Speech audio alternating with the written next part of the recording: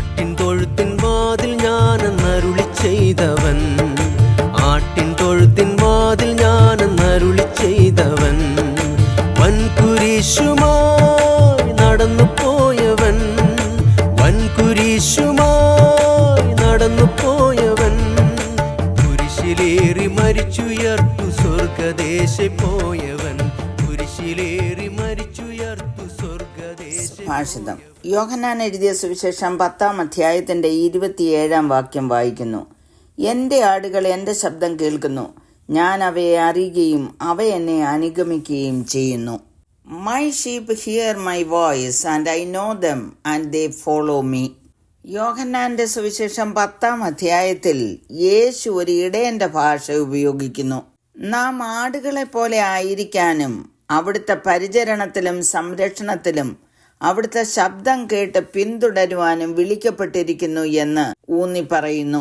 ബൈബിളിലെ യേശുവിന്റെ ഏറ്റവും പ്രബോധനാത്മകമായ ചിത്രങ്ങളിലൊന്ന് നല്ല ഇടയന്റെ രൂപമാണ്.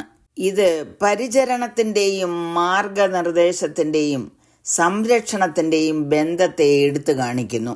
യെശയ്യാവ് 40:11 പ്രവാചകൻ ദീർഘദൃഷ്ടിയാൽ പറഞ്ഞിരിക്കുന്നത്, ഒരു ഇടയനെ പോലെ അവൻ തന്റെ ആട്ടിൻകൂട്ടത്തെ മേയ്ക്കുകയും കുഞ്ഞാടുകളെ ഭുജത്തിലെടുത്ത് മാർവിടത്തിൽ ചേർത്ത് വഹിക്കുകയും തള്ളകളെ പെതുക്കെ നടത്തുകയും ചെയ്യും. 23-ാം സങ്കീർത്തനം 1-2 വാക്യങ്ങളിൽ ദാവീദ് പറഞ്ഞിരിക്കുന്നത്, യഹോവ എന്റെ ഇടയനാകുന്നു, എനിക്ക് മുട്ടുണ്ടാകയില്ല. പച്ചയായ പുൽപ്പുറങ്ങളിൽ അവൻ എന്നെ കിടത്തുന്നു, സ്വസ്ഥതയുള്ള വെള്ളത്തിനരികത്തേക്ക് എന്നെ നടത്തുന്നു. നാം ചിന്തിച്ചു കൊണ്ടിരിക്കുന്ന 10-ാം അധ്യായത്തിന്റെ 11-ാം വാക്യത്തിൽ എഴുതിയിരിക്കുന്നത്, ഞാൻ നല്ല ഇടയനാകുന്നു, നല്ല ഇടയൻ ആടുകൾക്ക് വേണ്ടി തന്റെ ജീവനെ കൊടുക്കുന്നു.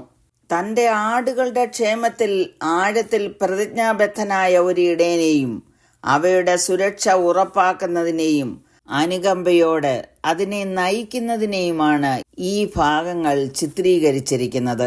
യേശുവിൽ വിശ്വസിക്കുന്നവർ യേശുവിനെ അനുഗമിക്കുന്നവരാണ്, അവിടുത്തെ ശബ്ദം കേൾക്കുന്നവരുമാണ്. എൻ്റെ ആടുകൾ എൻ്റെ ശബ്ദം കേൾക്കുന്നു, ഞാൻ അവയെ അറിയുകയും അവ എന്നെ അനുഗമിക്കുകയും ചെയ്യുന്നു. യേശുവും തൻ്റെ അനുയായികളും തമ്മിലുള്ള അതുല്യമായ അടുപ്പമാണ് ഈ വാക്കുകളിൽ പ്രതിഫലിപ്പിക്കുന്നത്. ശബ്ദം കേൾക്കുക എന്ന് പറയുമ്പോൾ അതിനാഴമായ ഒരർത്ഥമുണ്ട്. അതുപോലെ ഞാൻ അവയെ അറിയുന്നു, അവ എന്നെയും അറിയുന്നു.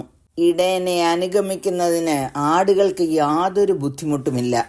ആടുകളെ നന്നായി അറിയുന്ന ഇടയൻ, ഇടയനെ നന്നായി അറിയുന്ന ആടുകൾ, എന്തൊരു ബന്ധമാണിത്. ദാവീദ് പറയുന്നത്, യഹോവേ നീ എന്നെ ശോധന ചെയ്ത് അറിഞ്ഞിരിക്കുന്നു, ഞാൻ ഇരിക്കുന്നതും എഴുന്നേൽക്കുന്നതും നീ അറിയുന്നു, എന്റെ നിരൂപണം ദൂരത്ത് നിന്ന് ഗ്രഹിക്കുന്നു, എന്റെ നടപ്പും കിടപ്പും നീ ശോധന ചെയ്യുന്നു. ഈ വിധത്തിൽ കർത്താവ് നമ്മെ അറിയുന്നു. അവ എന്നെ അനുഗമിക്കുന്നു എന്ന് പറഞ്ഞിരിക്കുന്നത് ആടുകൾ അവരുടെ ഇടയനോടുള്ള പ്രതികരണത്തെ സൂചിപ്പിക്കുന്നു. യേശുവിനെ അനുഗമിക്കുക എന്നാൽ അവിടുന്ന് അരുളി ചെയ്ത വചനങ്ങൾ അനുസരിച്ച് ജീവിക്കുക എന്നർത്ഥം. ശ്രദ്ധ വ്യതിചലിപ്പിക്കുന്ന അനേക ശബ്ദങ്ങളുള്ള ഈ ലോകത്തിൽ യേശുവിനെ അനുഗമിക്കുന്നവർ അവിടുത്തെ ശബ്ദത്തെ ശ്രദ്ധിക്കണം. യേശു നമ്മെ അറിയുന്നു. നമ്മുടെ ജീവിതത്തിലെ ഏത് പ്രതിസന്ധിയിലും അവിടുന്ന് അറിയുന്നു, നമ്മോടുകൂടെ ഉണ്ട് എന്നുള്ള ബോധ്യമുണ്ടായിരിക്കണം. നമ്മുടെ ദൈനംദിന പ്രവർത്തനങ്ങളിലും ജീവിതത്തിലും തീരുമാനങ്ങളിലും യേശുവിനെയാണ് ഞാൻ അനുഗമിക്കുന്നത് എന്ന് ഉറപ്പുവരുത്തണം.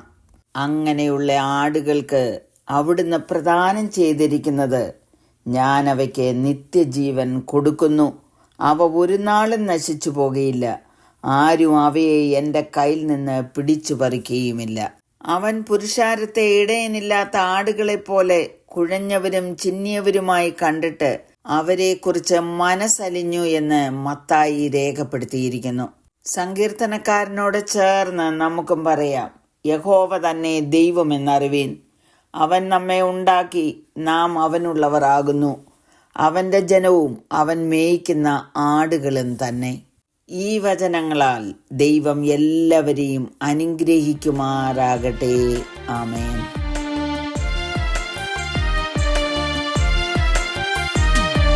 സ്വർഗമഹിമ വിട്ടു ഭൂവിൽ കാണുവന്നവൻ, സ്വർഗമഹിമ വിട്ടു കാണുവന്നവൻ വീശുമുറവും